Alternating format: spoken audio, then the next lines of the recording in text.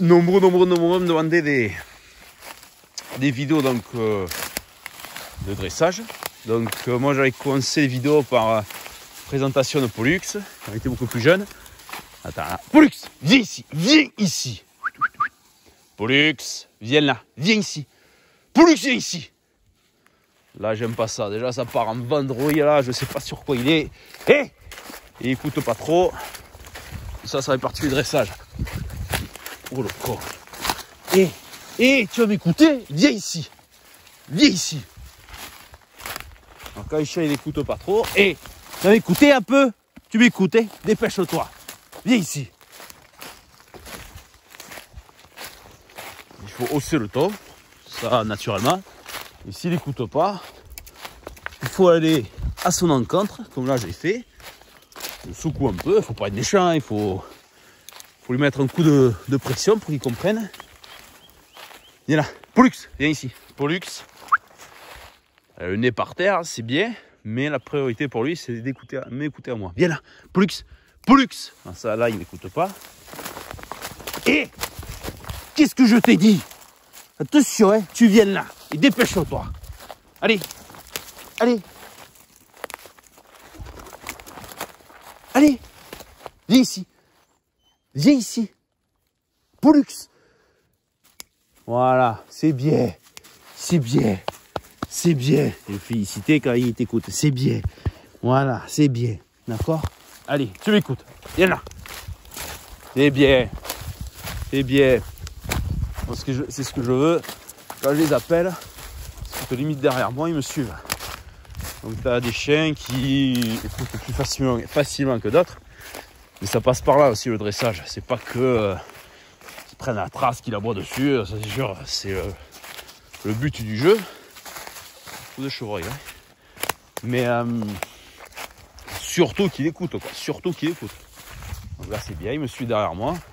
On va revenir en arrière là où j'ai des traces. Donc je sais pas exactement si c'est la nuit ou pas.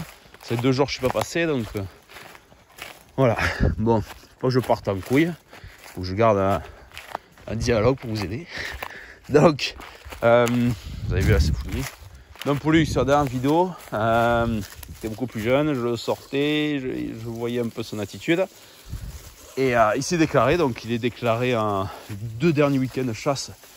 2 derniers week-ends de chasse. Donc pour ceux qui me suivent depuis le début, vous vous rappelez qu'il s'est cassé la patte, tout simplement. Donc il a passé 1 mois et demi, 2 mois en confinement. Qui c'est gros? Qui c'est Pollux? Qui c'est Pollux? Qui c'est Pollux? Qui c'est Pollux?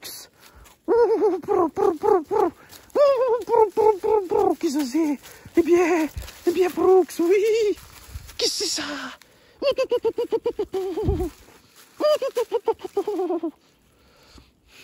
Allez.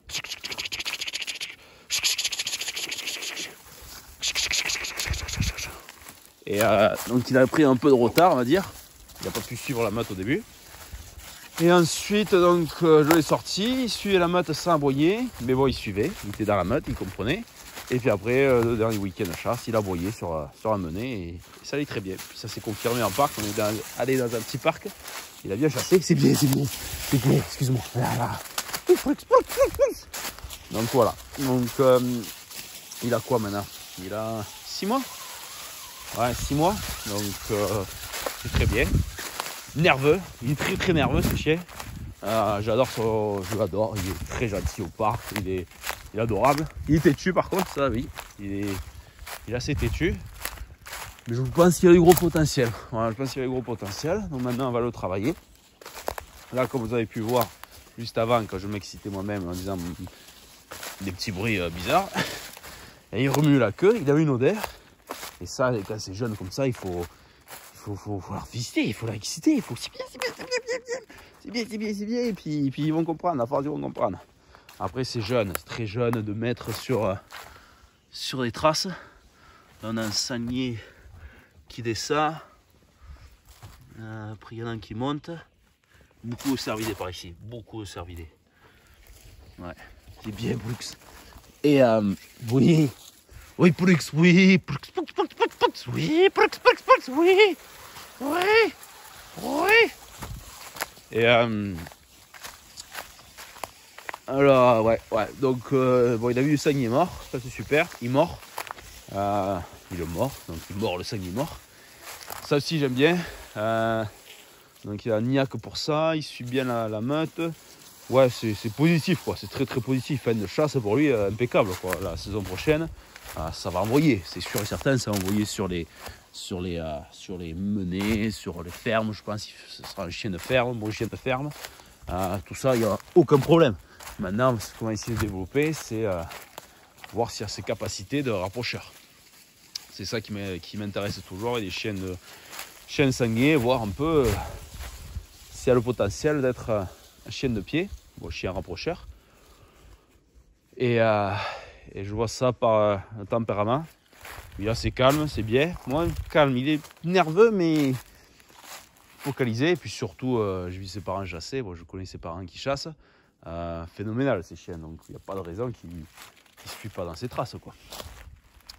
Donc, on va le sortir le plus souvent possible sur des traces, tout simplement. Là, aujourd'hui, le problème, moi, j'aime être sûr de moi. Donc, je passe la veille, je goudronne, je fais ce qu'il faut pour regarder un peu le territoire.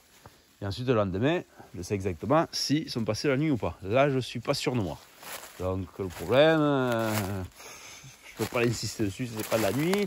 Si c'est de la nuit, et le mieux, si j'arrive à mettre la caméra, donc je vois exactement l'heure qui se passait, là, je peux vraiment voir. S'ils sont frottés à 3h du matin et que moi, je suis là à 6h, normalement, le chien, il doit partir dessus. Il doit être vraiment excité, il doit partir dessus. Si ce n'est pas le cas, tu te dis là, il lui manque peut-être un peu de nez, tu refais ça 2-3 fois, tu dis là, peut-être pas le faire.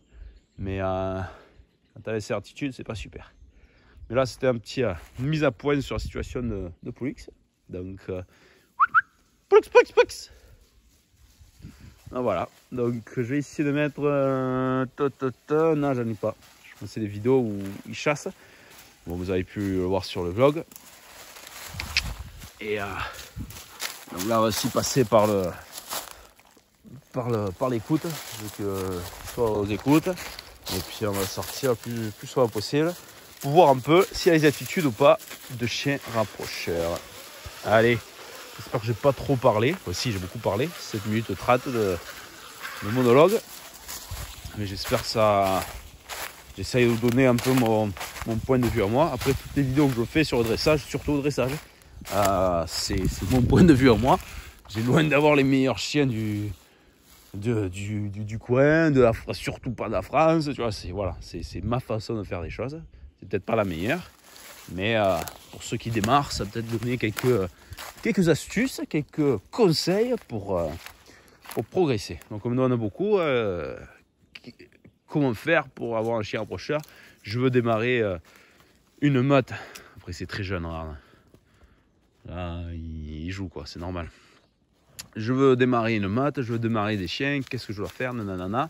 Moi, je dis, tu suis le plus de monde possible. Voilà, tu prends des points de vue sur beaucoup de meneurs de chiens et le plus possible. Donc, tu suis quelqu'un qui va te dire, moi, mes chiens, je les dresse de cette façon, moi je fais ci, moi je fais ça. En fait, tu retiens toutes ces informations, tu prends note de toutes ces informations, et puis après, tu fais ta propre thèse à toi. Voilà. Mais il faut vraiment être ouvert d'esprit, à l'écoute de tout le monde. Et puis voilà. Après, le monde de la chasse au sanglier, c'est spécial. Mais bon, c'est autre chose, quoi. Chasser le sanglier avec un chien, je pense que c'est le plaisir de tous, quoi. Mais écouter le plus de conseils possible et puis faire sa propre thèse, quoi. Pas faire comme les autres, faut pas, ça sert à rien. Tu copier sur les autres, c'est pas comme ça qu'il faut faire. C'est prendre note, dire ça, ce qu'il fait, c'est très très bien. L'autre il fait ça, il fait ci. Et ensuite tu fais ta propre thèse à toi. Et après tu t'essayes ta propre thèse, tu le mets en application. Et si ça va pas, il faut être assez ouvert d'esprit. Il faut dire bon, mais pourquoi ça tourne pas assez? Pourquoi mes chiens ils ont un problème? Pourquoi j'arrive pas à avoir des grands rapprocheurs? Pourquoi ils mènent pas assez? Et là, tu demandes autour de toi. Comment toi tu fais? Tac, tu reprends les informations. Toujours être à l'écoute. Les plus gros meneurs de chiens sont tous passés par là, quoi. Tous passés, et même encore, ils apprennent, quoi. Tout le monde t'apprend. Mais pour être un grand chasseur, il faut un grand chien. Plus ton chien est chasseur, plus tu le sauras. C'est simple à dire. C'est lui qui va t'apprendre le plus de choses possible. Voilà. Bon, on n'est pas trop mal dans les bois quand même. J'arrête ce monologue. J'espère que c'est pas trop ennuyant. Et demain, on va ressortir sur les traces sûres. Je vais goudronner partout. Comme ça, j'ai des points sûrs. Et demain, on met ça. Allez, à bisoucher.